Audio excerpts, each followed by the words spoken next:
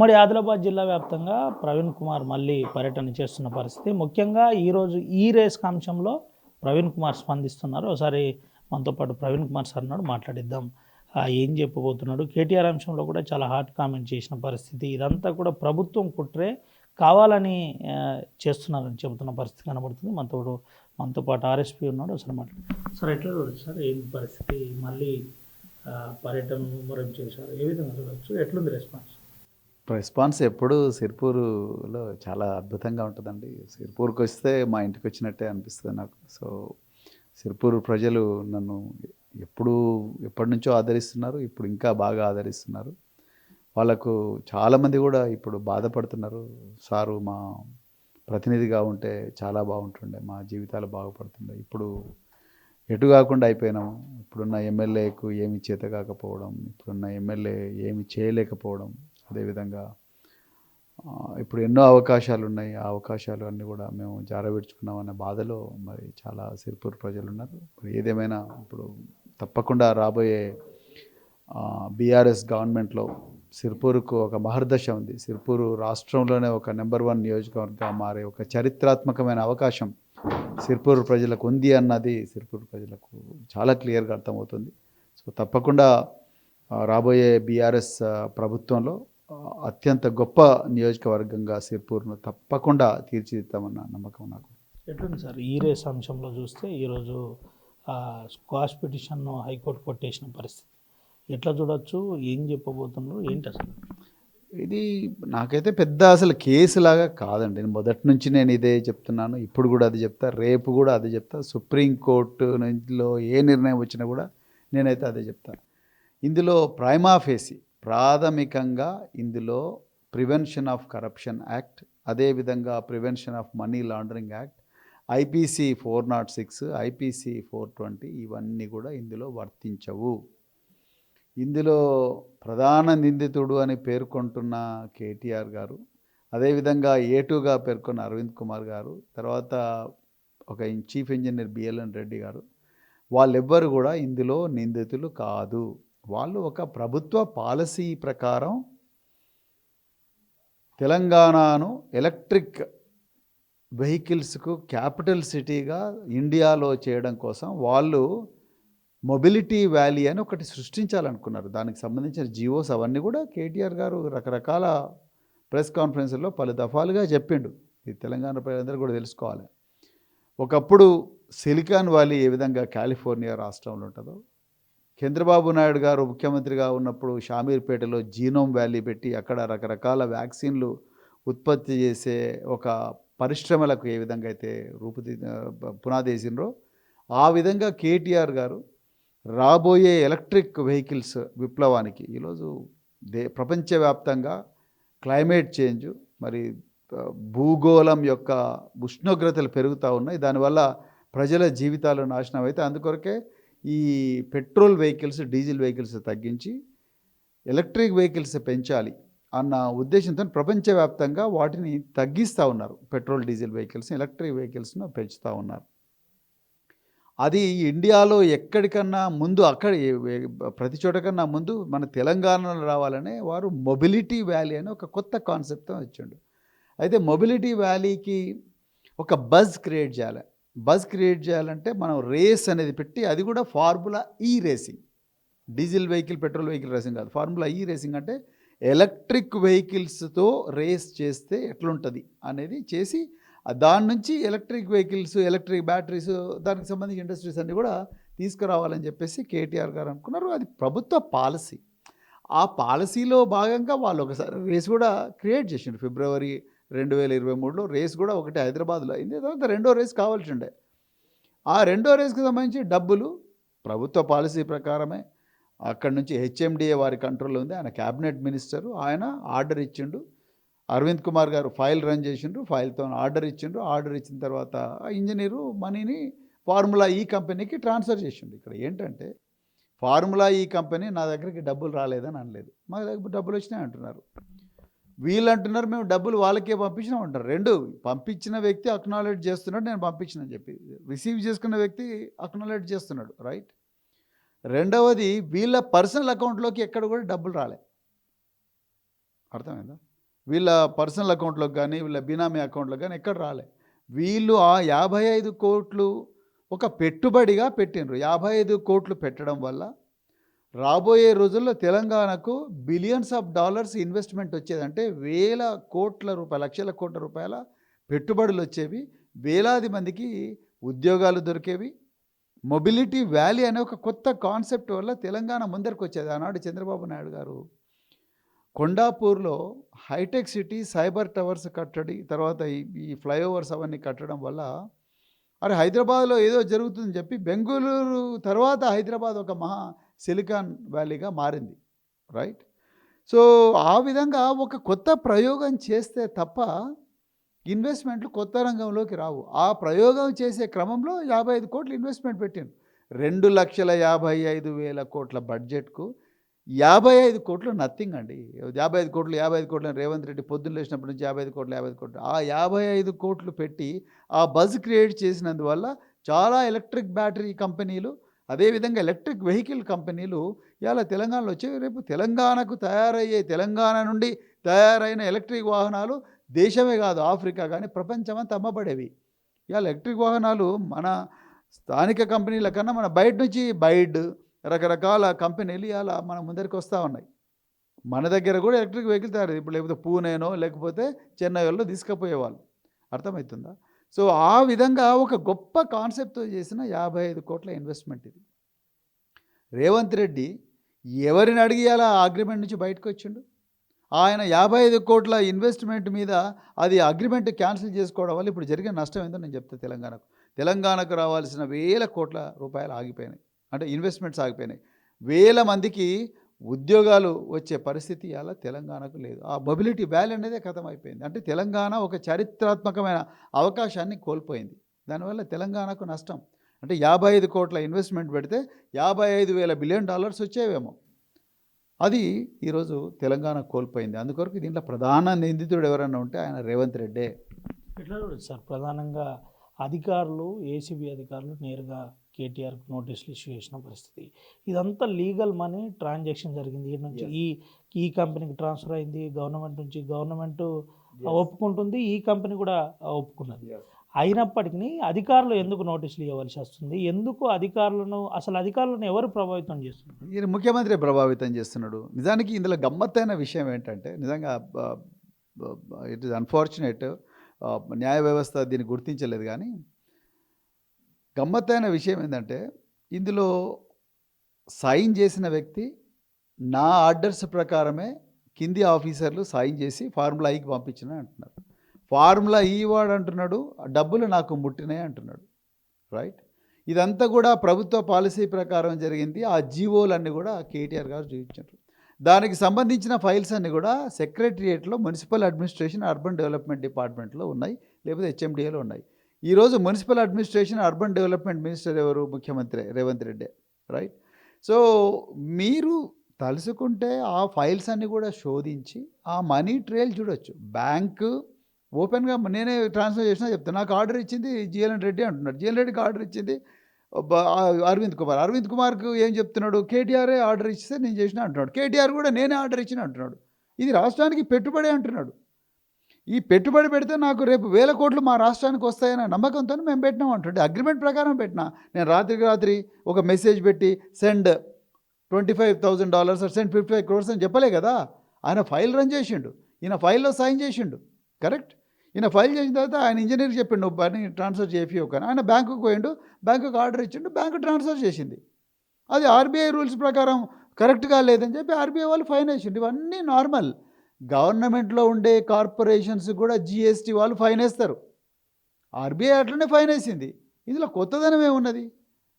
ఇప్పుడు ఒక డిపార్ట్మెంట్ నుంచి ఇంకో డిపార్ట్మెంట్ తర్వాత ఆయన రాటిఫై చేసుకుంటే క్యాబినెట్ మినిస్టర్ ఇష్టం అండి.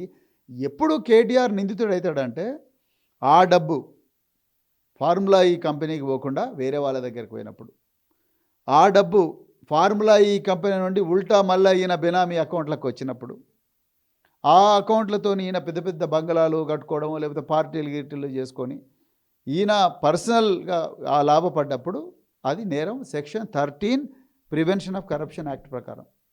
మరి section 13 prevention of corruption act ప్రకారం దాని డెఫినేషన్ చదివితేనే అర్థమవుతుంది. అందులో ఏమీ నేరం కాదు. నిజానికి ఆ దానకిషోర్ అనే ప్రిన్సిపల్ సెక్రటరీ ఇచ్చిన కంప్లెయింట్‌లో కూడా ఎక్కడ కూడా ఆ డబ్బులు ఈయన జోబులోకి వచ్చినాయి చెప్పలేకపోయాడు ఆ దానకిషోర్.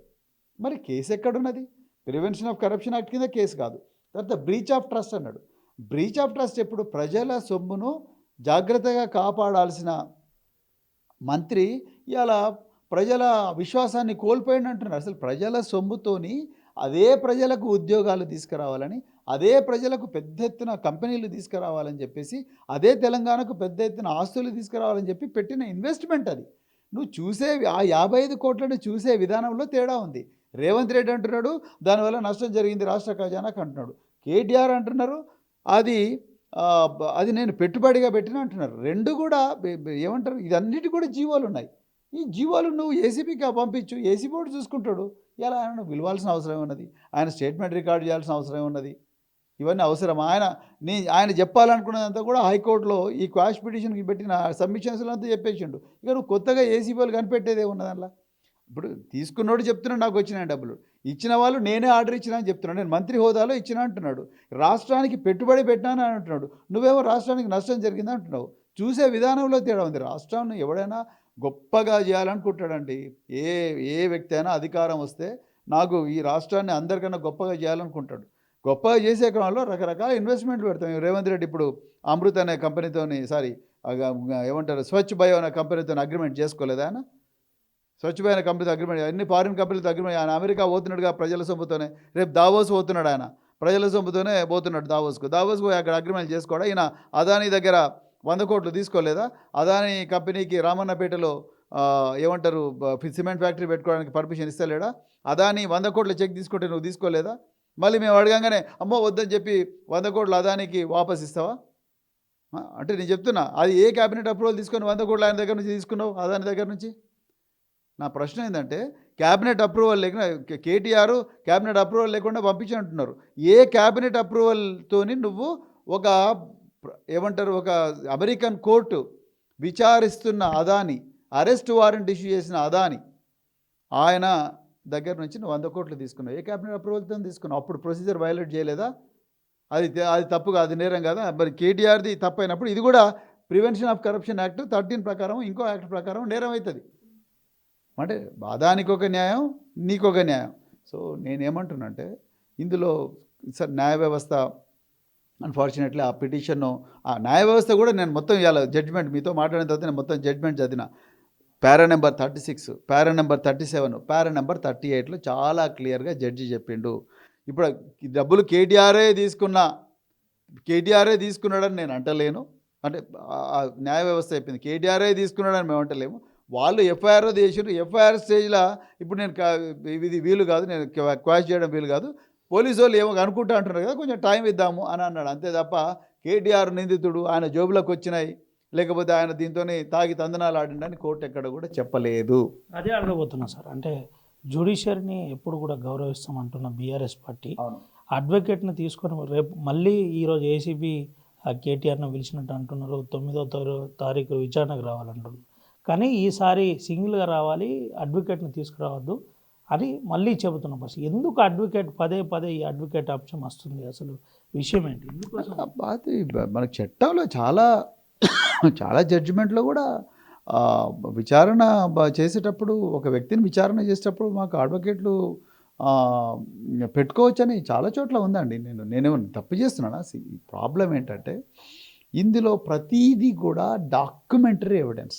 ఇందులో అదే అడగబోతున్నా. ప్రధానంగా మీరు గతంలో సీనియర్ ఐపీఎస్ ఆఫీసర్గా ఉన్నారు, అడిషనల్ డీజీ స్థాయిలో పనిచేసి క్లియర్గా ఒకసారి ఎఫ్ఐఆర్ అయిన తర్వాత ప్రాథమిక దర్యాప్తు కోసం పిలిచే అవకాశం ఉంటుంది. పిలిచిన తర్వాత దీనికి సంబంధించిన అంశంలో ఎందుకు అంటే ఈరోజు చెప్పే విధానం ప్రకారం కొన్ని వదంతులు లేస్తున్నాయి. సాటర్డే రోజు పిలుస్తున్నారు, సాటర్డే రోజు అరెస్ట్ చేయబోతున్నారు, సాటర్డే సండే సెలవు వస్తుంది కాబట్టి ఖచ్చితంగా కేటీఆర్ను జైలులో పెట్టే అవకాశం ఉందని వదంతులు జరుగుతున్నారు. కేటీఆర్ దమ్ముంటే రమ్మంటున్నారు.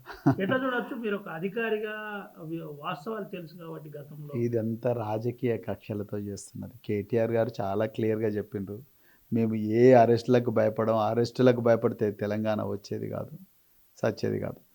అరెస్టులకు భయపడకుండా, కేసులకు భయపడకుండా, చావుకు భయపడకుండా ఆనాడు కేసీఆర్ గారి నాయకత్వంలో బీఆర్ఎస్ పార్టీ నాయకులందరూ ఉద్యమించినందుకే ఈరోజు తెలంగాణ అనే కళ సాకారమైంది.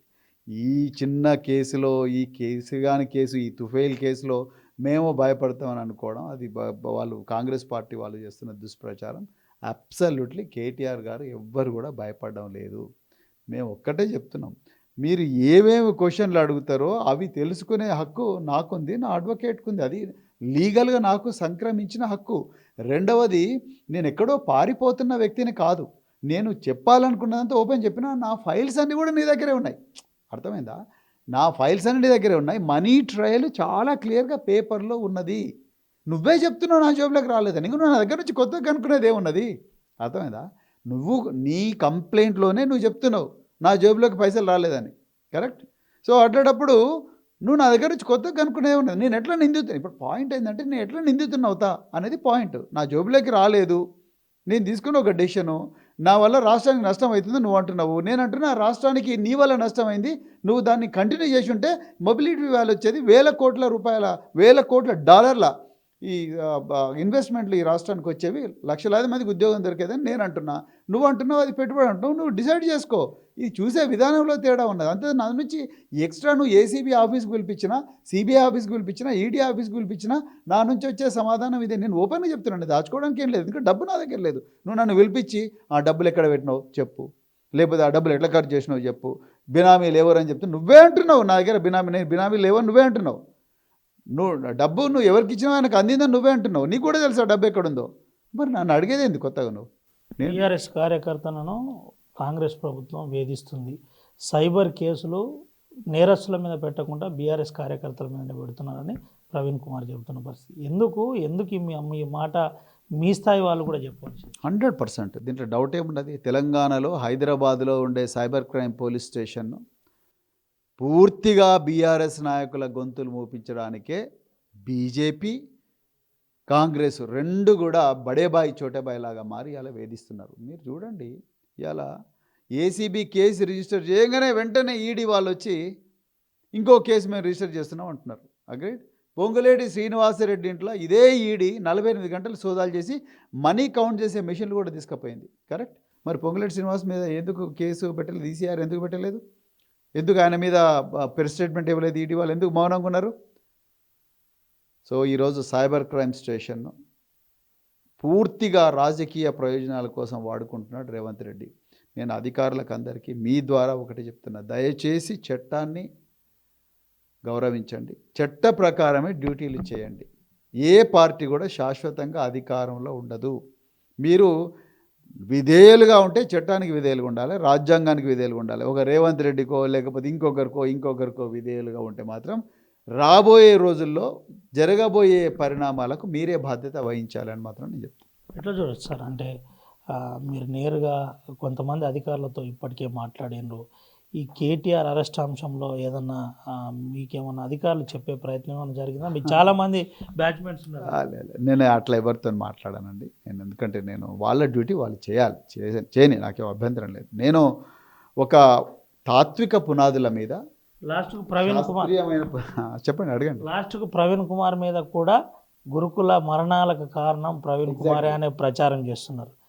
ఎందుకు ప్రవీణ్ కుమార్నే లాస్ట్కు ప్రవీణ్ కుమార్ ఫోటోలు గురుకులాలో పెట్టుకునే ఆ రోజుల్లో ఎందుకు ఇటువంటి ప్రచారాలు చేసే ప్రయత్నం జరుగుతుంది? ఏంది అసలు విషయం? అదే నేను రేవంత్ రెడ్డిని కూడా అదే అడిగిన. ఇప్పుడు నేనే విషాహారం పెట్టిస్తున్నాను, నువ్వు అనకుండా మీ మినిస్టర్లతో అనిపిస్తున్నావు. కొండా సురేఖ, తర్వాత వాకిటి శ్రీహరి, తర్వాత మందుల సామేలు, దాని తర్వాత ఇంకా కొంతమందికి స్క్రిప్ట్ ఇచ్చి మాట్లాడిన తర్వాత ఇంకొక ఆమె సంధ్యారాణి, ఇంకొక ఆమె కల్వ సుజాత, వీళ్ళందరినీ రోజు గాంధీ భవన్లో కూర్చోబెట్టి వాళ్ళతో స్టేట్మెంట్లు ఇప్పిస్తున్నాను. నేను ఛాలెంజ్ చేస్తాను ఇప్పటికి కూడా రేవంత్ రెడ్డిని, దమ్ముంటే నువ్వు బయటికి రా, వచ్చి నేను ఎక్కడ విషయం కొనుక్కున్నా, ఎక్కడ మంట పెట్టినా, ఎక్కడ పొయ్యి రాజేసినా, ఎక్కడ నేను ఏమంటారు పాత్రల్లో వంట వండినా, ఎక్కడ వడ్డించినా అవన్నీ కూడా ప్రజలకు చెప్పు, లేకపోతే నా మీద పోలీస్ కేసు పెట్టి నన్ను కూడా జైలుకి పంపి అని నేను ఓపెన్గా చెప్తున్నా. మరి ఎందుకు నా మీద కేసు పెడతలేవు నువ్వు? నేను విషాహారం నేనే చేపించిన, ఆ పిల్లలను నేనే చంపిన, ఇప్పుడు 54 మంది పిల్లలను నేనే చంపిన అంటున్నావు. దాన్ని మరి నా మీద కేసు పెట్టు కదా, నువ్వు నీ దగ్గర ఆధారాలు ఉంటే. పోలీసులకి పోయి నేను ఇట్లా వీళ్ళని చంపిన అని చెప్పి. కేటీఆర్ గారి మీద కూడా కేసు ఇలాంటిదే. పక్కా ఆధారాలు ఉన్నాయన్న మంత్రులు మళ్ళీ మాట్లాడతలేదు. దీని మీద ప్రవీణ్ కుమార్ ఏం చెప్పబోతున్నారు? ప్రవీణ్ గోయల్ చెప్తారు, దద్దమ్మలు ఇలా మంత్రులుగా మారిండ్రు అని చెప్తున్నారు. వాళ్ళకు వేరే మార్గం లేదు. వాళ్ళు ఊర్లలో పోతే జనాలు తనేటట్టున్నారు. మాకు రుణమాఫీ సరిగా చేయకపోతేవి, మాకు ఈ విద్యార్థులకు 5 లక్షలు ఇస్తాను అది ఇవ్వకపోతేవి, అమ్మాయిలకు స్కూటీలు ఇస్తాను అది ఇవ్వకపోతే, తులం బంగారం ఇవ్వకపోతేవి, ఏ రైతు భరోసా లేదు, ఏమీ లేదు. మొన్న ఏమంటారు కేసీఆర్ గారు ఇచ్చిన 5,000 పర్ ఎకర్ అంటే ఇలా నువ్వు 6,000 పర్ ఎకర్, నేను 7,500 ఎప్పుడు చెప్పినని చెప్పి బుకాయిస్తున్నావు. ఇవన్నీ కూడా జనాలు చీపురు కట్టలు పట్టుకొని రెడీగా ఉన్నారు.